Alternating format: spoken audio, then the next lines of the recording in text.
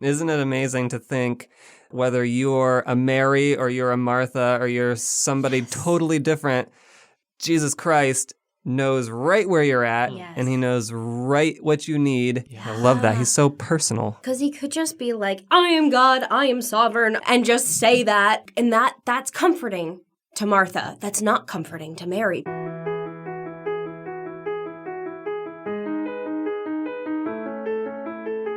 You're listening to If That Makes Sense. It's Family Life's podcast about life following Jesus.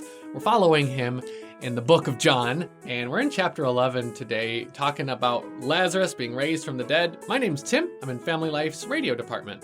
My name is Hope, and I'm in the Performing Arts department. And my name is Mike. I'm also in the Performing Arts department. Last episode, if you heard that, was like teaser for everybody knows Lazarus gets raised from the dead. It's like the one thing you think about with that name. Oh, come on. And it's like we had to talk about what happens before. And man, it's significant. Wow, it's weighty. And if you're thinking about it, then you might even want to enjoy listening to the last episode. But we got a lot to read today because this is a big miracle. It's a big deal. And we're talking through John chapter 11, verses 17 all the way up through 44. All right. On his arrival, Jesus found that Lazarus had already been in the tomb for 4 days.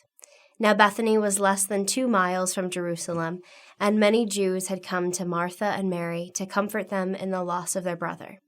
When Martha heard that Jesus was coming, she went out to meet him, but Mary stayed at home.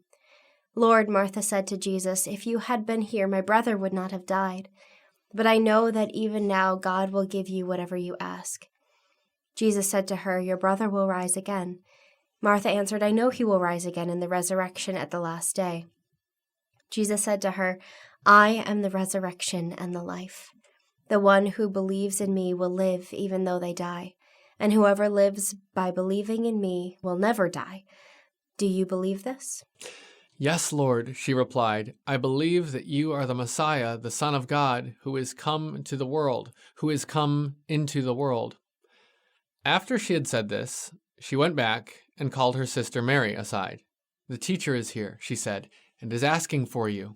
When Mary heard this, she got up quickly and went to him. Now Jesus had not yet entered the village, but was still at the place where Martha had met him.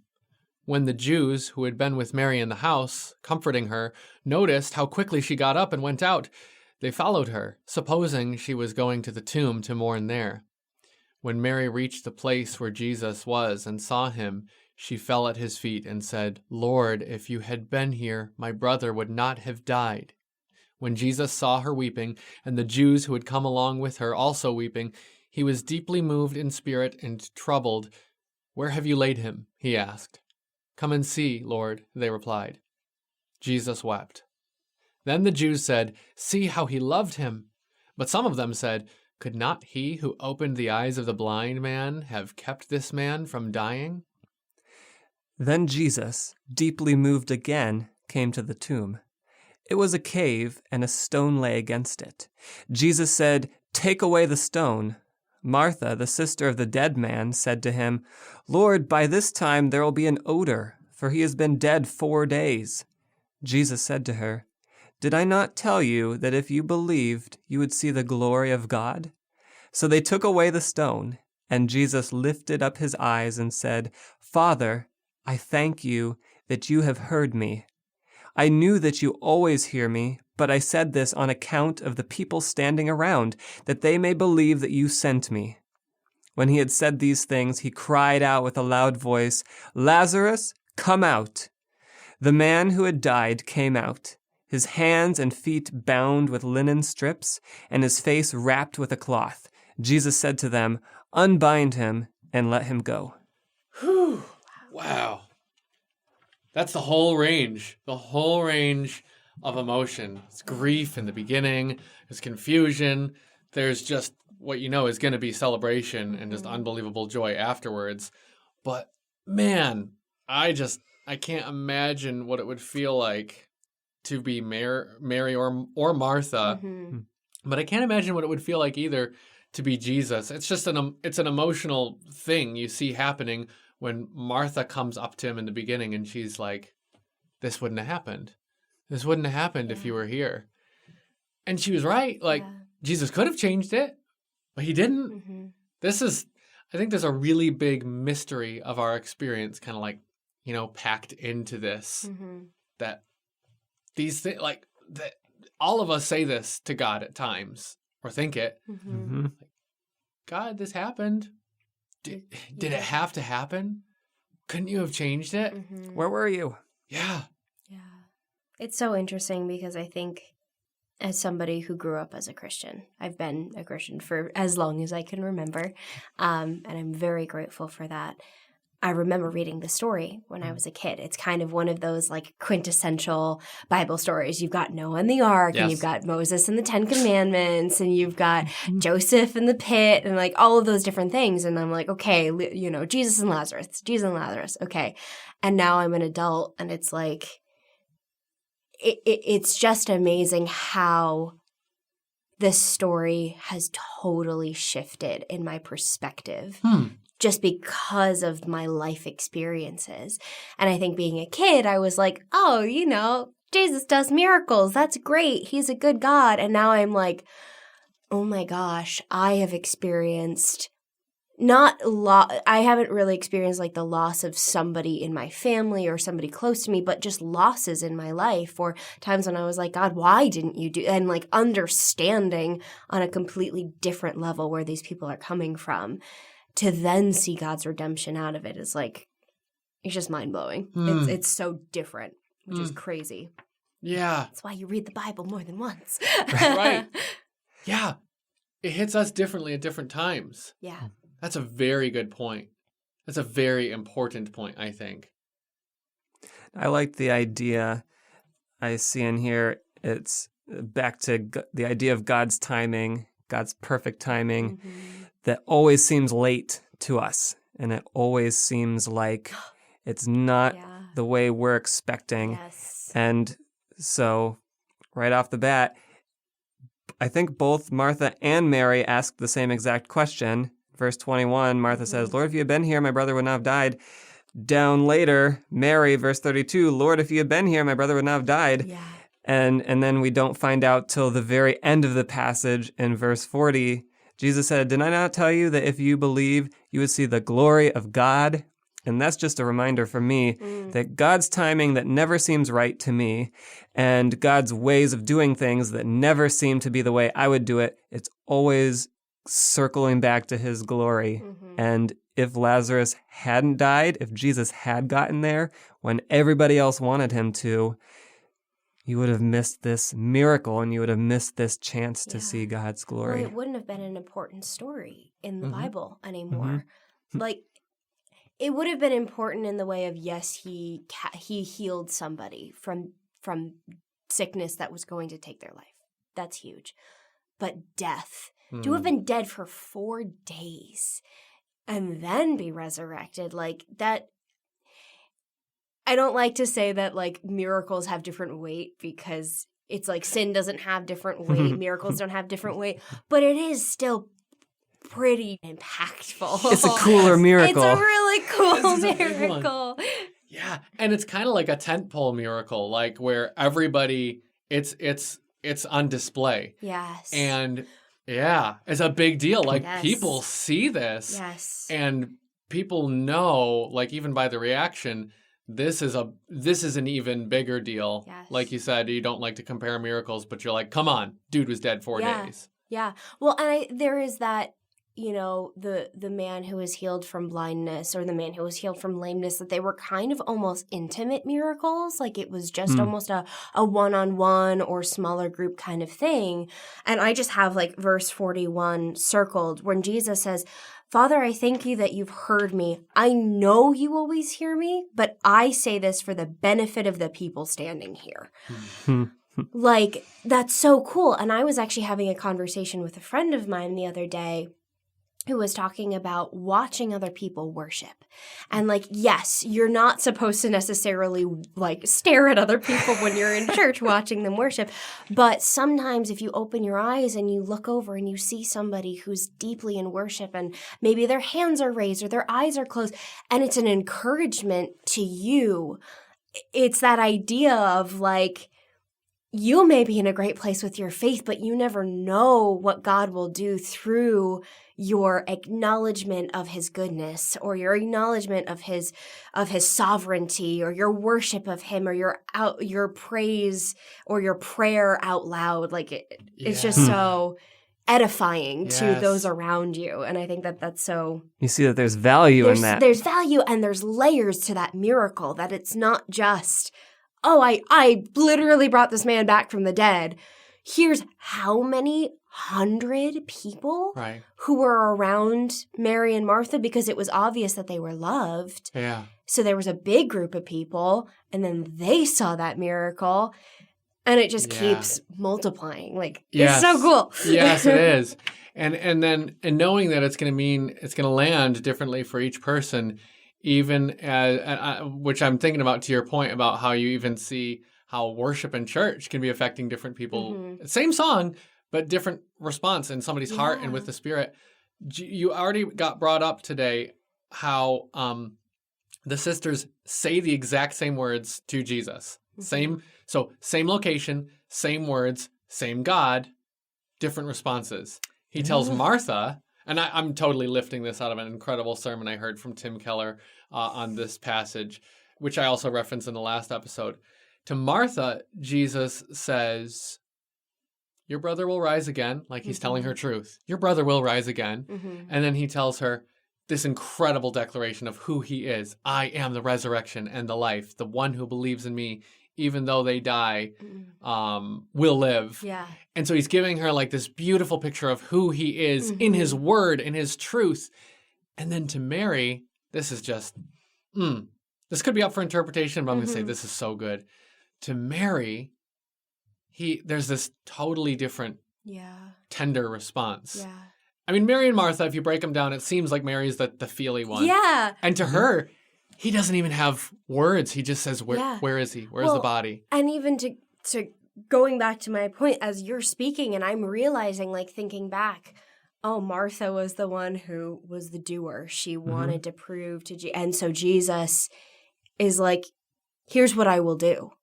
Here's who I am and what I will do. And to Mary, who is that more feely one, like you said, he just goes and weeps with her. Like that Jesus just went and felt, oh my, I'm going to cry. I know. Goosebumps. Seriously. I know. It's just like, come on, this is too good. Seriously? Nobody comes up with this. This is not a story. No. You did not write this. No. This is God. It really is. Isn't it amazing to think that whether you're a Mary or you're a Martha or you're somebody totally different, that Jesus Christ knows right where you're at, and he knows right what you need.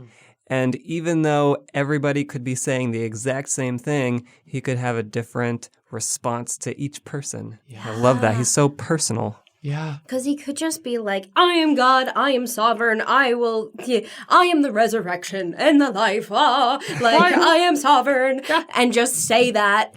But that wouldn't have been, and that's comforting to Martha. That's not comforting to Mary, because she knows that.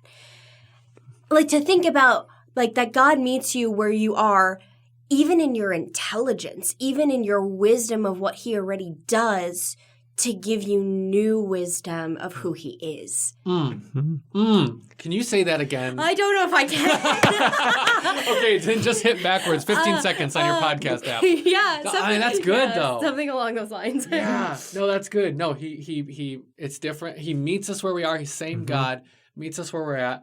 And here's what I love. Here's why Jesus is so amazing. Here's why he's the eternal God, and he is just the one we worship and love, because we couldn't have come up with him. We couldn't have expected him. Look at this hit me this morning when I was looking at this passage. I'm loving this so much. Look at how people respond. They can't comprehend it because they say this. I got to read it. I want to read it word for word where they say it. First response, people looking around and seeing Jesus crying. They're seeing him cry. And this is what they can't understand. You're crying, but you're a miracle worker. They say, see how he loved him. One response, look at how much love he has. Contrasting response of the other people, could not he, who opened the eyes of the blind man, have kept this man from dying? Their imagination can't put the two together. The imagination can't say, how could you weep at a loss, but have the ability to have stopped it? How can you be the same person? Yeah. How can you be all powerful and able to heal anything, but also be weeping because the man's gone? Wow. And they can't get it. We see what's going to happen though. And don't we ask that question of God all the time? Yeah. That's so crazy. God, why didn't you stop this? How can you say that you're sad about this? Because you didn't do anything to stop it. Yeah. Like, wow. You got to hold it together at the same time because he is both of those. Yes. He's able to stop it. He is. Yeah. But he also can feel the loss and can fully enter. He's not like us who would say, look, guys, stop crying. It's a miracle. Watch. Poof. Back to life. Because the suffering is real. Yeah. And he's in every moment. And so he's really weeping with them, even though he's about to raise them from the dead. Like, only God. It's so beautiful. Yeah. And it's so cool to me, too, because I feel like, especially in our day and age, of so much information at our fingertips and so many people asking, like, okay, why don't you have these answers for, people asking about Christianity? Why don't you have these answers about how God is? And I'm like, because I can't fully understand God. And how much better would you want to worship and serve a God that you fully understand? Right. Because then what's the point in his sovereignty? Yeah. Yeah. So to me, though I can't comprehend it in my humanness, I understand a fraction, the smallest, minutest portion of both of those sides of God because they are in me as I am modeled after him. But even though I can't understand it, I still can trust him. Like, that's so cool. Yeah. Yeah, if we could peg him down, if he was the kind of God who we could totally understand him, we wouldn't have stories like this. Exactly. Because you can't predict this story. No. It's just as beautiful as it could possibly be. Absolutely. Because only he could have written it. Only he could have done it. Yeah.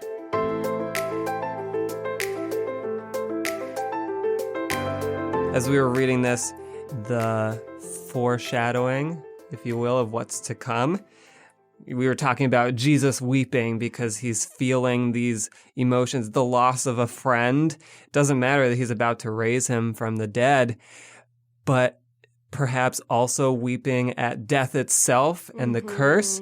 And then also looking ahead, what's the miracle Jesus is about to do? It involves a tomb and a stone that he tells people to roll away and a guy in grave clothes and a resurrection. And what's about to happen to Jesus? I was thinking that. I was thinking specifically the wording Jesus wept. How many times is that actually, like, I'm genuinely wondering, how many times is that in Scripture? Because the only two times I can think are before when he was in the garden. And this. Wow. Whoa, I've never thought of that. Me neither. I just while I was reading that, I was like, and Jesus wept, because that's something the artist in me, like that's such a big part of like how I create. Just like that's one of those resonating like phrases to me is, and Jesus wept. Like just that he understood the fullness of our human sorrow. Yeah. And so I was like, wait, he weeps in the Garden of Gethsemane. And he weeps at Lazarus. Does he ever do that again? But it's like that same, he wept, he went to the tomb, he rolled the stone away, he raised on X number of days. Like, That's great. Oh, so my cool. word. Cool. Another thing that popped into my mind is it perhaps this was to say, resurrection is possible. Because even you look back at like the Exodus and the plagues and the thing that was happening there were all of the gods of Egypt were able to reproduce all of these miracles. And Moses and God did this thing, and then Pharaoh said, you guys do this, and the priests of Egypt did it. But What they couldn't do was bring someone back to life. What you can't do, whether it's I don't know witchcraft or magic or whatever. Yeah. That's the thing. And Jesus is saying, look, I am the ruler over death. I can do it, and I'm going to show you right here that it's possible, so that later on when it happens to me, you're like, okay. He's the real deal. Yes. He's the guy. I'm like testing my Bible knowledge. Because Jesus does so many miracles. Does he raise anybody from the dead before Lazarus? Here's what's so cool about this. Because I was thinking the same thing, Hope. I was like, well, so I'm thinking I'm trying to that think. he raises the little girl from the dead. Okay. Jairus' daughter. That's right. But Yes. look at this. Look at this. This is so great. Oh, this is so great. All right. Again, I'm referencing back to the Tim Keller sermon, which you could just listen to that, but I've got to steal from it because it was so good. Still listen to our podcast. Oh, definitely still listen to the podcast completely. And then go go and listen to this incredible sermon that he delivered. Okay. So, yes, he's raised people from the dead Yes, before. that's right. But this is unique. It is still that kind of like, I called it earlier, a tentpole miracle. Because when he raises other people from the dead, he makes sure it's in absolute secrecy.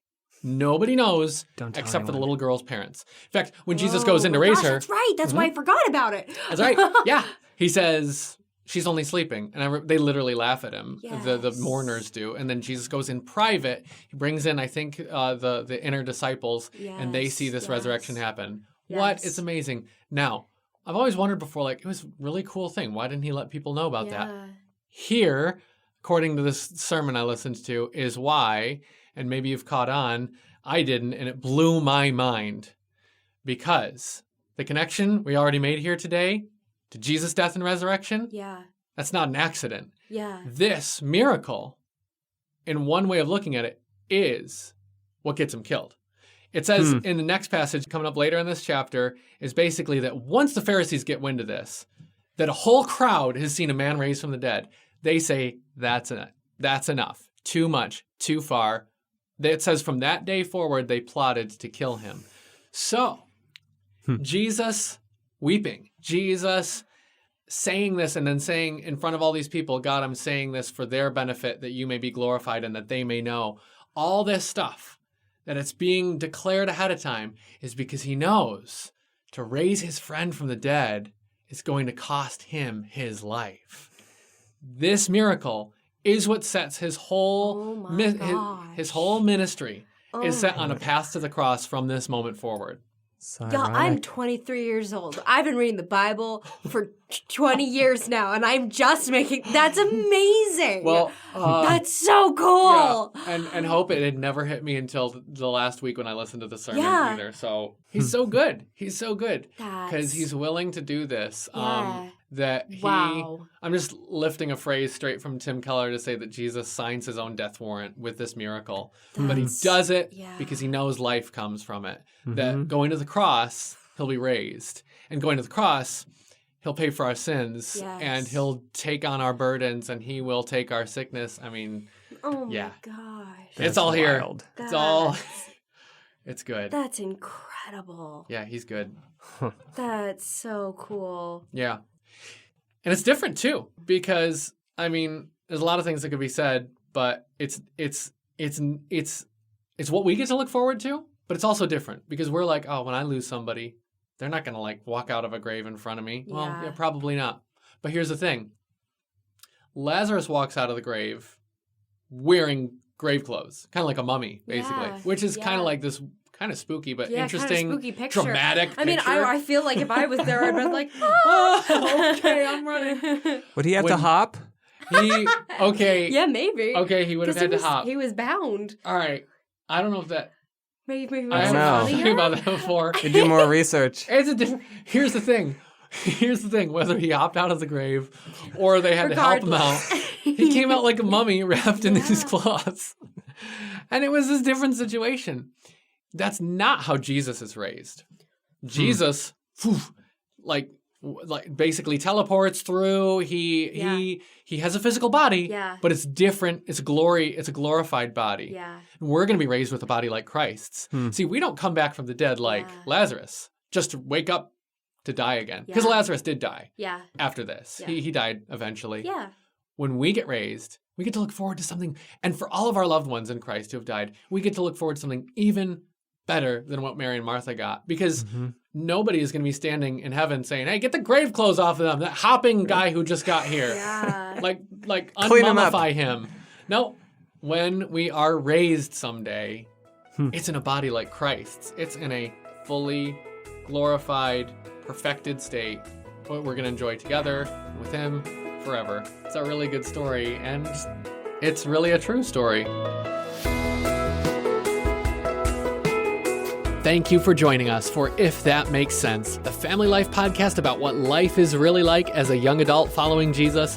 If you enjoy the show, please send it to a friend. Your genuine appreciation of the show is the best way for word to get out. And it would make our day if you left us a rating and a review wherever you found this episode. Family Life has more great original podcasts that you can check out at familylife.org/podcast. Thanks again, and we look forward to having you along for the next one.